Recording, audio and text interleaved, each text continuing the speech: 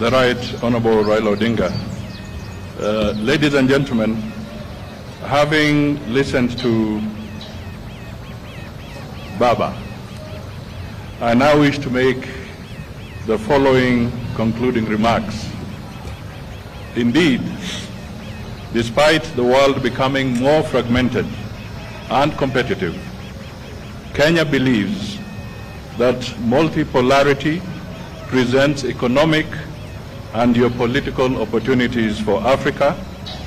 Therefore, a whole of AU strategic approach to the emerging world will enable member states to project a common voice on global matters of consequence and enhance Africa's bargaining power for mutual benefit.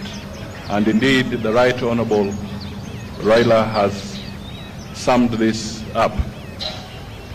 Therefore, for the continent to speak and act as one, the African Union Commission Chair the African Union will have to be more proactive and strategic in overcoming the persistent challenges that beset the African Union, namely funding shortages, logistical inadequacies, and the cyclic nature of conflicts.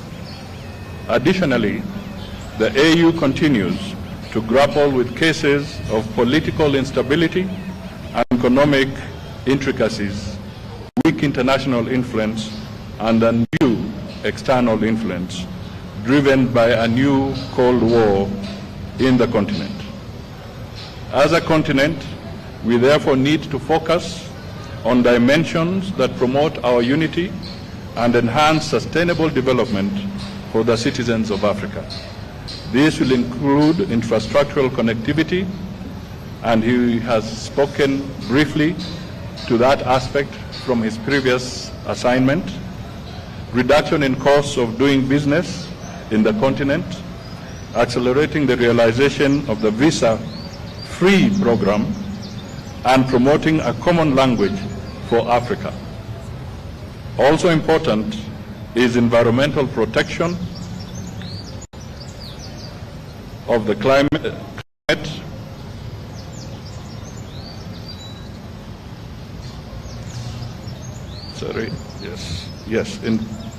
environmental protection of the climate.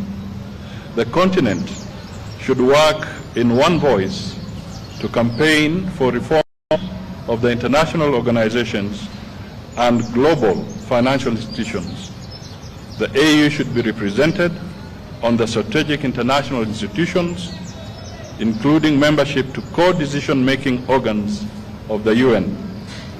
We shall promote functional non-alignment that strategically seeks to establish mutually beneficial relationships globally.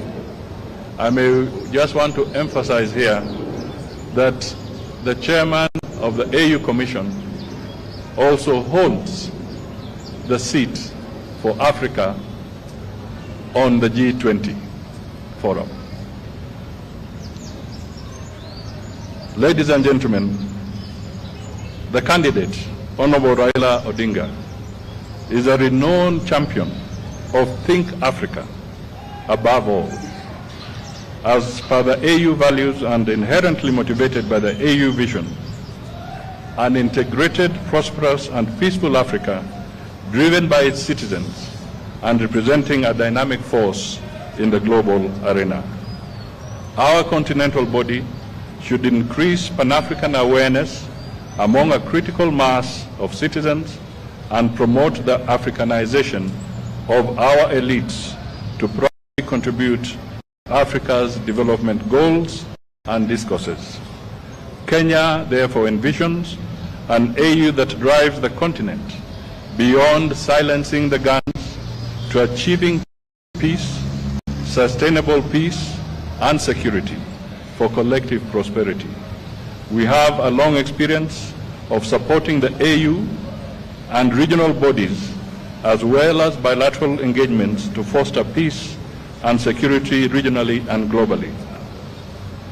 We envisage an AU that will give a greater voice to the continental crisis that have often become forgotten conflicts as other global crises elsewhere get huge humanitarian and political attention. As a government and a country, we wish the Right Honorable Raila Odinga God's speed in this noble endeavor for the continent. God bless Kenya and God bless Africa. Asanteni sana.